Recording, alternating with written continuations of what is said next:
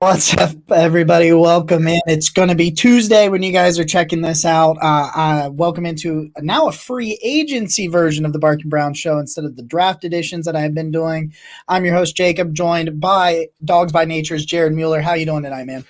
I am doing good, feeling old, but it's warming up, so my muscles start to kind of get there. It's Yeah, it's getting closer to spring, and then in about 2 weeks it'll be like 5 degrees again because we got to get this fake spring up in here. we got to get the fake spring, second winter, or all that good stuff. I felt old a little bit today because one of my coworkers who just recently turned 30 uh, told me that she only has 2 good years left before everything starts going downhill. And I'm 32, so I wasn't really sure how I was supposed to take the fact that she told me everything falls apart at 32 when I'm 32. So And then you add a decade to that, and your boy, right? So I'm gonna fight your coworker. That's about what that is. There was somebody the other day some Major League Baseball guy, I had no idea who the heck he was, but I was yeah. like, whatever he said about old, I was like, well, I got a new enemy. I don't know who you are. I'm actually trying to scroll for it, but I can't find it at this point because I was just like, whatever he said, I was just like, you're a terrible human being. Like that is not an acceptable way to call me old, and I'm not okay with it.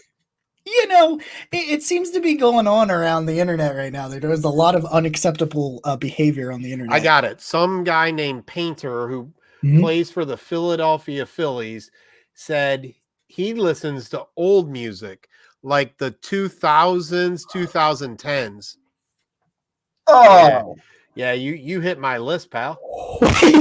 you were right at the top of that. Listen, I listen to 90s music like it just came out. So, So I was listening to Paramore at the gym today. Like I will be straight up. That's me. That like teen angst music. That's like in the early 2000s when I was in high school. That's what I do. It's like I lift weights to that. And weird. So we're presented as always by our friends over at Homage Apparel. I got the Myles Garrett, Nick Chubb NFL Jam shirt on here. We got a link in the description down below. I like to sleep in these things. They're so very soft and comfortable, and that is my ad read. You can sleep in them. They're great. I Um, have family members that always get me it, so I get it. Like I'm in on that. so we are going to talk tonight. Well, today, whenever you're watching this, we're recording it on Monday night. About a couple of some realistic free agents when it comes to the defensive line. I've got three apiece, and I know you've got around the same amount, and that sort of thing. So we'll go through that, and I want to preface mine before I'll let you go first. But I want to preface this conversation by just saying I'm not looking at any grand slam swings. I just don't think they have it in them. I'm getting ready to make Jack Duffin from the OBR very proud with the article I'm going to write tonight about about trying to cut some costs and do some things in some certain areas. I'm not going to go quite as hard at it that Jack does, but some things like that. But I think there are a lot of guys that you can get for less than 10 a year that will raise the basement and even the ceiling of the defensive line room because I think it was that bad. But I think you can grab a couple of veterans along that line and make this a lot better. So I just want to preface this saying I don't have any home runs, and then I will give you the floor for your first player. So my preface, yeah, I don't know if I have any home runs. I got a couple guys that are name players. Hmm. One guy I think I know Corey over at the Browns Wire likes a lot. For me, I actually really focused on snap count. I want a guy who's going to be on the field, and that snap count really both on defensive tackle and defensive end. For the defensive end, that tells me that they can stay on the field against the run. And for Mhm. defensive tackle, that tells me they can stay on the field against the pass. So that was just what I was looking at. Again, kind of that floor kind of idea is the ceiling is decided by Myles Garrett, Jeremiah Owusu-Koramoah, and the cornerbacks. They decide the ceiling of this team. Would it be great to have guys who are on the top? Yeah, sure. I think they like Alex Wright. I think Chase Winovich could be back for 1 year, all that kind of stuff. But so I'm going to start on the defensive end. I got two guys. I'll start with one. And again, I don't even know which one I would even say I necessarily prefer, But I think it would be Lorenzo Carter, the edge rusher with Atlanta, previously with the Giants off the top of my head. I just totally, with the Giants. That's where he was drafted. Last year, he played in 81% of the snaps. He had 4 sacks, no big deal. 6 tackles for loss, 12 quarterback hits, an interception, a fumble recovery. Like, again, this isn't a player that you're gonna be like, oh my gosh, he's going to be a great replacement for Jadeveon Clowney. But I think this is a player that you add to Alex Wright, you add to Isaiah Thomas, and you start to just have player who can make some plays. And that's really what you're looking for on that side of the ball. What his contract is, I didn't really spend too much time kind of looking at valuations. I'm guessing he's going to get 5, somewhere in that range. So I'm not real worried about kind of his contract overall. Still only 28 years old, 6'6", 243. So a long, thinner kind of guy to go along with the kind of more powerful Alex Wright. I like that. He didn't make my list, so I'm glad that we're gonna have some different. Because I always like when we get some names in there. Yeah, I've got no problem with anything you said there. I think that absolutely raises the basement. And that's honestly what I think they're going to do in free agency is work on some of the basement stuff. And then, because you really want to build through the draft, so to speak, and however you want to put that. I'm going to start with a guy I wanted last year. And the key to their offseason is signing Arden Key. You see what I did there? I wrote an article about that the other day and titled it the same way, and I thought it was great. I like Arden Key because he's continued to progress the last couple of years. So 2021 being his best year before 2022, I actually think this year was his best year. But over these past 2 years, originally in San Francisco, signs a 1-year deal after his rookie contract in San Francisco, then comes over this past 1-year deal with Jacksonville. You look at the most snap counts he's had did come this year when he get to 541 after 434 last year. This is where I love this. He ranks with a 75.7 overall grade with PFF, which was 28th amongst the edge rushers. However, these last 2 seasons, which is where he's really seemed to kind of figure it out and put together kind of those raw physical tools and attributes that he had, over those 2 seasons, 90 quarterback pressures and 11 sacks the last 2 years. Yeah, that'll work. I think that'll in PFF projects him at about 9.25 million a year. So you can keep him under that kind of like 10 million thing. They're talking, they projected a 2-year contract with 11.5 guaranteed. I mean, that's what, like 6 on the cap or so, somewhere in that range. You keep it in that number. I think it's perfect all the way around. I think he's also that kind of guy that I still think he can be better. I still think that he has more talent than he's shown. And I kind of like Jim Schwartz's ability to get that out of him. Yeah, especially in the wide 9, his ability just to kind of come off that side would make a lot of sense. It would be opposite of what they've done under Joe Woods, where they wanted that bigger, hold the edge kind of guy. So it'll be so much fun to watch what they do. And we're going to extrapolate it as if we know for sure doing this means this. But we had 3 years of Joe Woods, so we knew had a really good idea what he wanted. Whereas we're going to go one off season and go, oh, see, Jim Schwartz wants this. But it could just be Arden Key's available. So that's where the direction they went. Yeah. We'll see. It's going to be fun. I agree. It's one of those things have changed for the first time. We had continuity in Cleveland, and we still do, but we had this continuity in Cleveland for 3 years, and now it's kind of changed. And so, at least defensively, with, like you said, with Jim Schwartz. So I'll go to you for your number 2 here. I'll stay over here on the edge rushers. Another kind of under the radar, Anthony Nelson out of Tampa Bay. I don't know why the Bucs are not going to tear it down. Like, I get it. They think they have some talent. There's a lot of players that Mike Evans isn't really tradable based on the way his contract is set up. But if I'm Tampa Bay, I would love to do a tear down. No, I'm not going to, I'm not moving Winfield. I'm not moving Wirfs. Maybe I'm trading Vea, just knowing his size and the length at which he's going to be really talented. But Anthony Nelson, coming up on free agency, only played in 57% of snaps last year, but had 5.5 sacks, 4 tackles for loss, 6 quarterback hits, 3 forced fumbles, 1 fumble recovery. Fumbles are you can't really predict them, but they are what they are. And so he's just a player that, again, very, very similar to Lorenzo Carter, someone who is just going to make plays I'm not saying he's not going to do much besides, raise the floor of the team, but I want another guy. He's going to be a little bit more like the Alex Wrights of the world, 6'7", 270. So he's got a little bit more of that size overall, but he's just a player. I think he's going to be probably in that $5 million range. So I think he's a player that, again, raises the floor, because I think they need that at defensive end. I just don't know where you just can't afford them. You can't afford a really great defensive end. Like, what are we going to do? Get Cleveland Farrell? Like, that dude was a great number 4 overall pick, right? Like, with his whole 10 sacks in 4 seasons kind of deal. Does he have 10? I didn't even know it was that high. Yeah, he got to 10. I decided to look him up. I don't know why. When you said Arden Key, I got Cleveland Farrell just clicked into my head, and I couldn't think of what his name was. Like, yeah, Farrell, but I don't remember what the first name was. But yeah, he played in a total of 58 games, which is pretty impressive. But yeah, so that's kind of what you're looking at. So instead of trying to kind of hit on some guy who might have the athletic traits, I would rather make sure I get somebody who, again, is going to raise that floor, is going to provide you what you need. And then again, hope Isaiah Thomas, hope Jim Schwartz's scheme, hope Alex Wright, like, hope those guys are going to take the next step, along with obviously what Myles Garrett is going to give you. Yeah, I'm going to go with a rotational guy to throw in there that's not going to be a starter, because I just think that there's an opportunity here, especially as you just mentioned right there, getting something opposite Myles Garrett.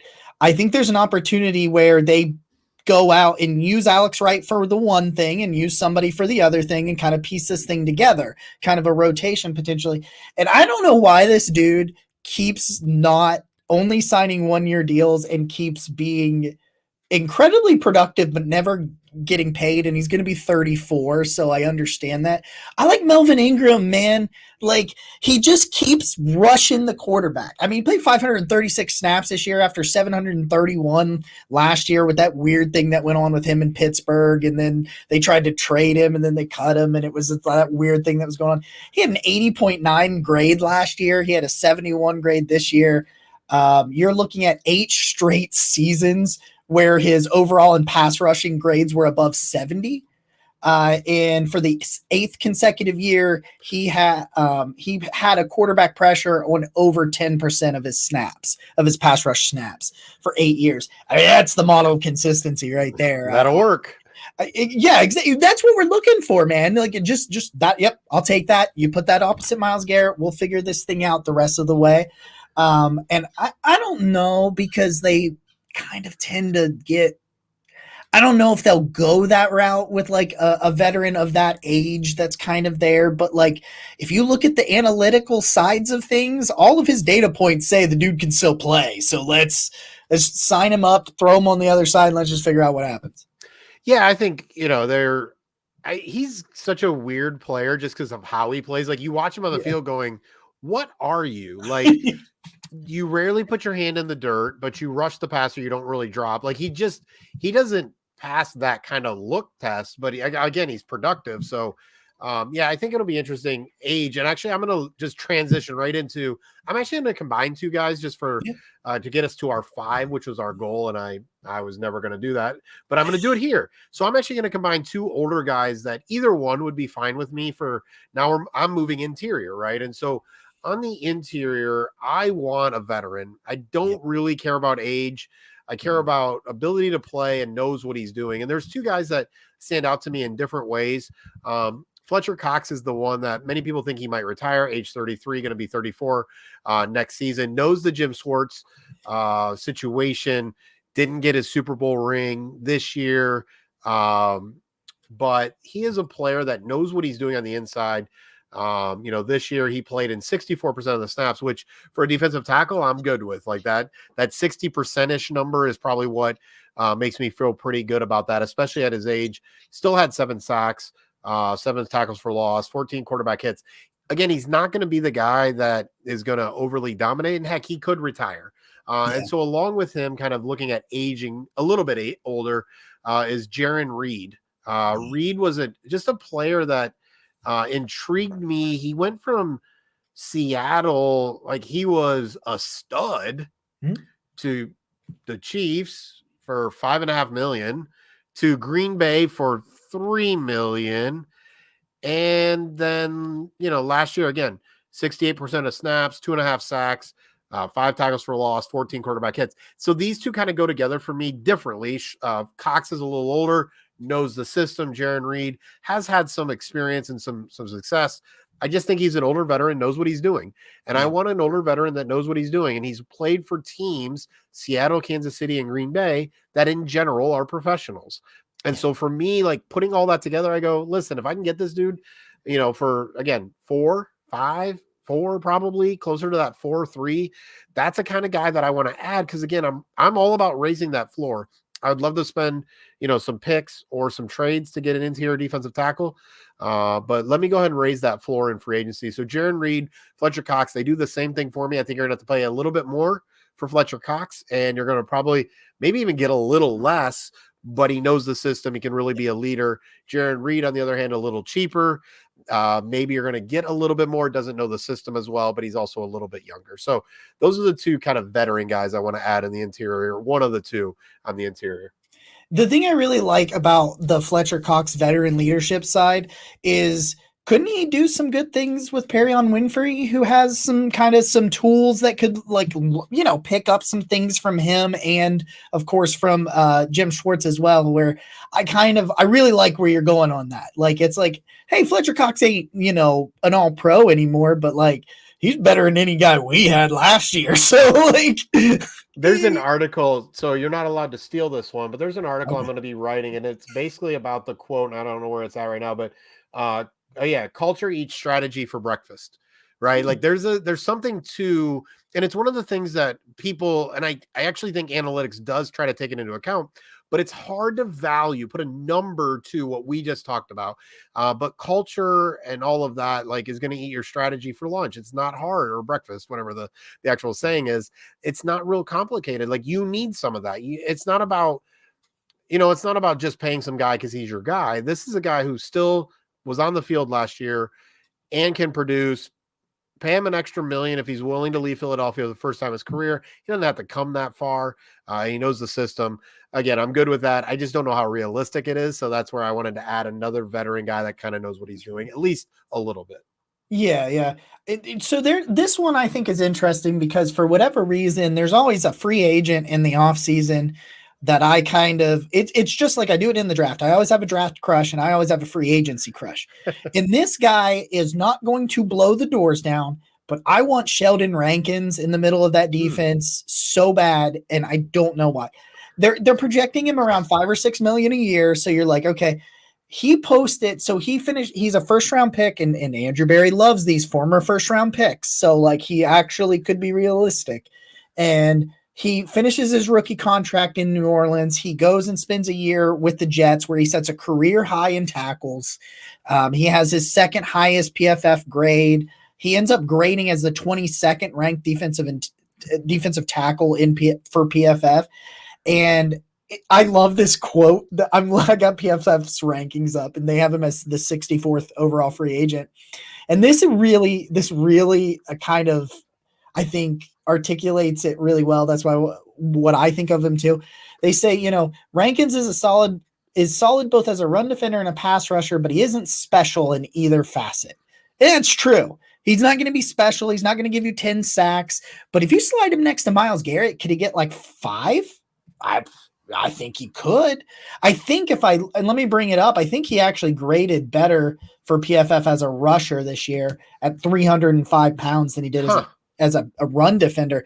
It's really weird because I had the numbers up here the other day, and I'm pulling them up right now.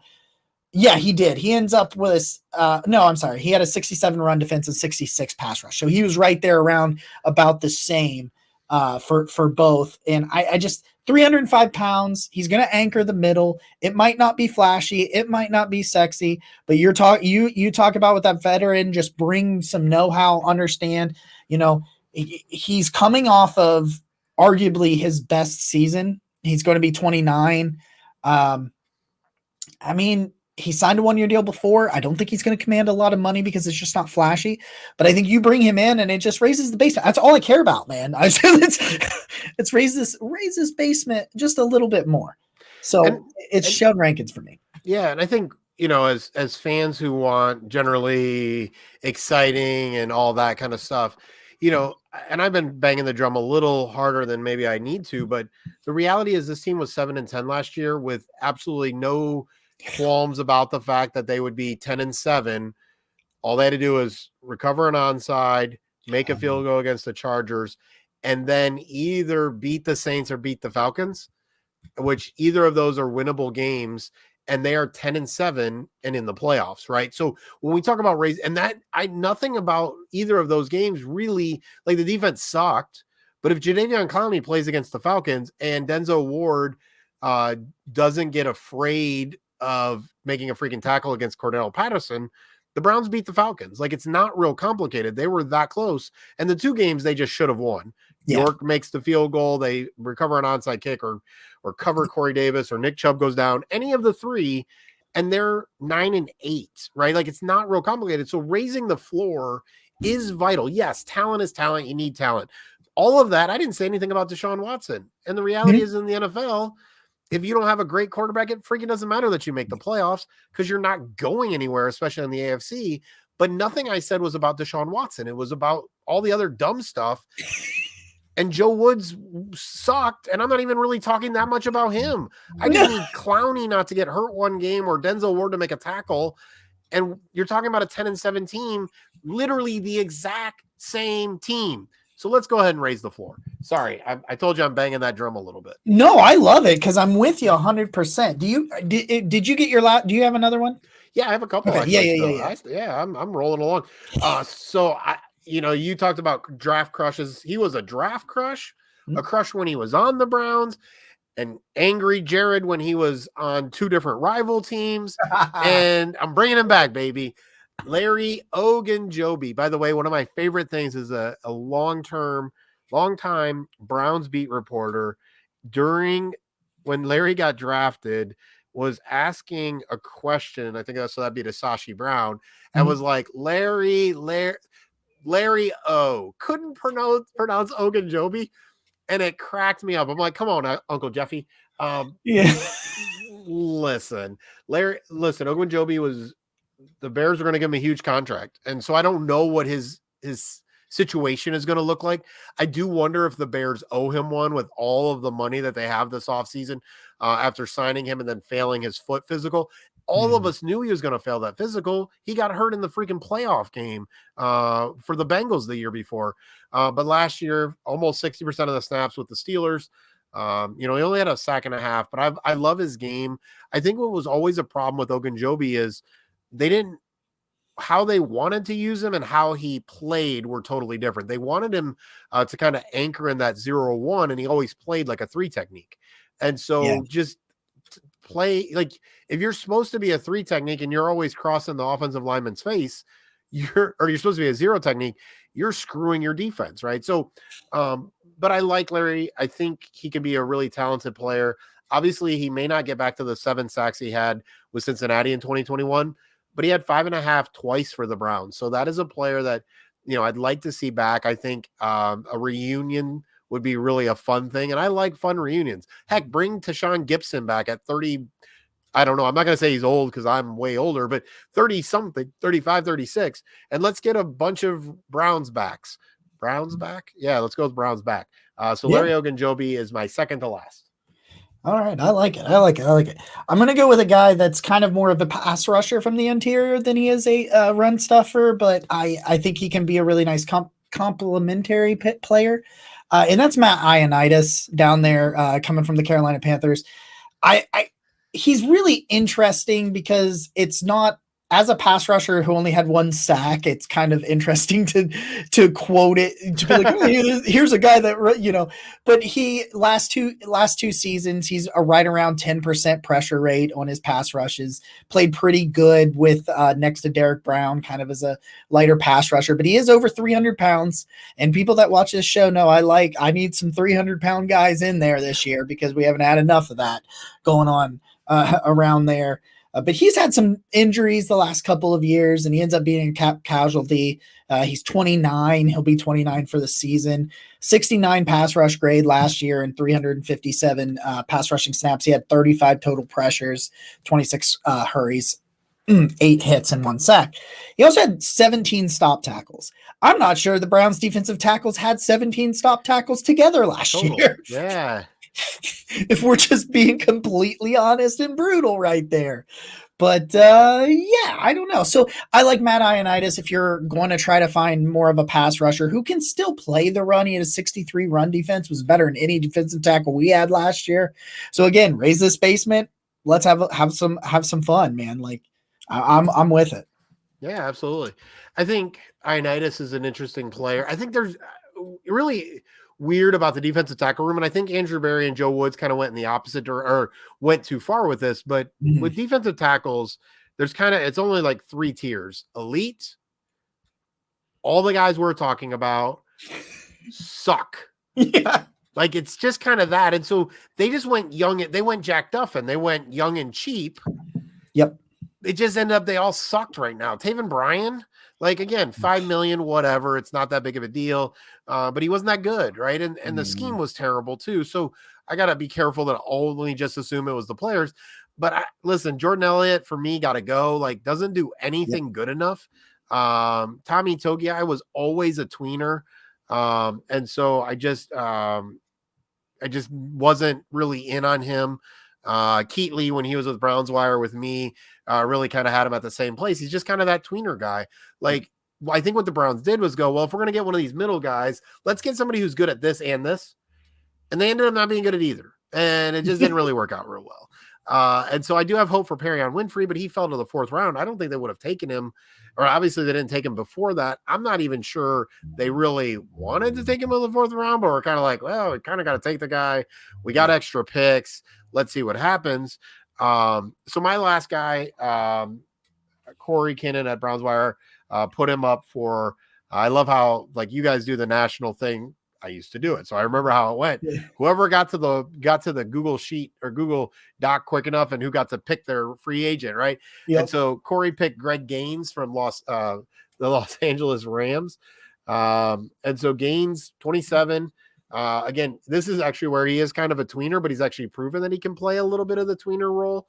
And so 4 sacks, 6 quarterback hits, 6 tackles for loss, 67% of the snaps, played in 16 games, right? Like it's just a player, again, it's going to raise the floor, probably a $4 to $5 million valuation. I think that's where the Browns are really going to make their kind of hay is in that range where they can get a few $1 million here and there on a player that just isn't terrible. And if they, I mean, just very simply, if they add 1 or 2 of the guys we're talking about, draft pick, Perion Winfrey, we're good. We're okay. Like they'll just figure it out. Like I think that's an okay room with Jim Schwartz, with Myles Garrett. Like I think that's an okay room at that point. And Keanu Benton. Yeah. That's it, man. That's where the draft crush is. Last year it was Alex Wright, and I got lucky. So I'm trying. We got my draft crush last year, so let's go 2 for 2. Let's get it. I'll wrap this thing up. Ashawn Robinson for an LA Ram there for it, and the guy tears his meniscus in the back half of 2022. Only plays in 360 snaps. PFF's projected him for $2.5 million. And if you can bring a guy like that in at $2.5 million for 1 year to try to prove it, he was a 77 overall in 2021 when he was like, I don't know if you remember this in the playoffs. They're like, whenever he was in the game, they'd be like, don't run the football. Do not run the football. That was all he would come in to do for LA was shut down the run. And he played 628 regular season snaps in 2021. Over the last 2 seasons, he had a 73.6 overall, or I'm sorry, 73.6 run defense grade, which is set 12th amongst defensive tackles in the NFL in those 2 seasons.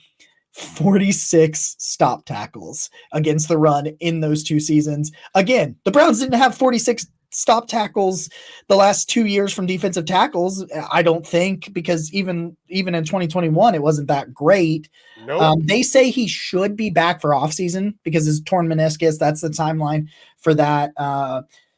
He's going to be 28. He's about to turn 28. I just think if you're looking strictly at the run defense side of it, I think Robinson is the way to go.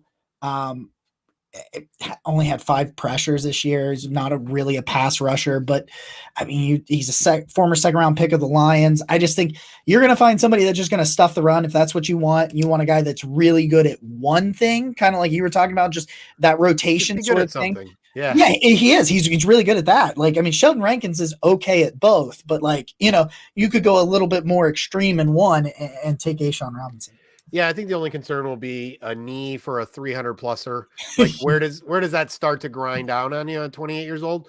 But again, for 2.5, I know, unfortunately, we look at every dollar that matters, but in the end, you're going to have to pay some people. So 2.5, while it's a ton of money for any of us individually, and it feels like it eats into the cap, at some level, it really doesn't. It does, but you have to do that. And so 2.5, 3, 4, like at that point, like, they paid Taven Bryan 5 last year, right? So let's go ahead and just figure it out. I think easily, adding one of the defensive ends we talked about and adding 1 or 2 of the defensive tackles, again, sets up. And one of the things I need to write about as well is I got a list over here, just never have enough time. Yeah. Like Andrew Berry has never not doubled up. He always does. He always does. He signs somebody, he drafts somebody. It ain't not every single time. I mean, obviously there's some little things, but literally Jack Conklin and Jed Wills, Austin Hooper, Harrison Bryant, or down the line, like Greg Newsome, Troy Hill, I believe was the lineup there. Like he's just continually, he's going to sign somebody and he's going to back that person up with a draft pick. And so I think we're going to probably see that again, which is one of the reasons I don't think it's wide receiver, but that's just me. But yeah, so I'm excited. I'm really excited. Like, I think we need a free safety no matter what they do with John Johnson. Yes. And I think they need defensive tackle. And I think there's just a lot of depth. When I can see Juan Thornhill for $5 million, are you kidding me? Give me him at 5 and give me two or three of these dudes at 3, 4, 5. Like, all of a sudden, that's a defense, right? Like, so, so it's exciting to look at that. We just talked about, I think, 12 names. Yep. Not one of them did we duplicate. Yeah. Like, look that's at that. how much depth is there. By the way, folks, we didn't talk about this beforehand. Nope. I'll look into the camera. We didn't talk about this beforehand. We still didn't duplicate anybody. Oh my gosh, I completely lost you can get that 2.5 by cutting Jakeem Grant, like, because that's where he'll free up too. And just throwing it out here, just a safety name to throw out there. We're talking about bringing Browns back. Maybe Jordan Poyer's out there, so maybe I'll do it. I will do it. Yeah. Jared, I really appreciate it, man. I know you got a busy schedule, so real quick before we jump out of here, just make sure everybody knows where to catch all your stuff. Yep, Twitter at Jared K. Mueller and Dogs by Nature, part of SB Nation and Vox Media. And so, just y'all know me from Browns Wire, where my man is at now. Just that's where I'm at. And I'm supposed to learn TikTok and Instagram. Like learn it, like act like I know what I'm doing on it. So whenever I do that, if you can come and enjoy old man pretending to be young, like I think every time I'm going to show a clip at the end of dude, like, hello, fellow kiddies, and then jump out. Like, I think that's going to be the end of every single one of them, or the beginning. I don't know, or both. So that's kind of the plan. That's where we're going. I like it. It sounds great. Guys, we appreciate you. Most valuable thing you can give somebody is some of your time. So we appreciate you giving some of yours to us. We will talk to you guys next time. As always, go Browns. Where's my thing?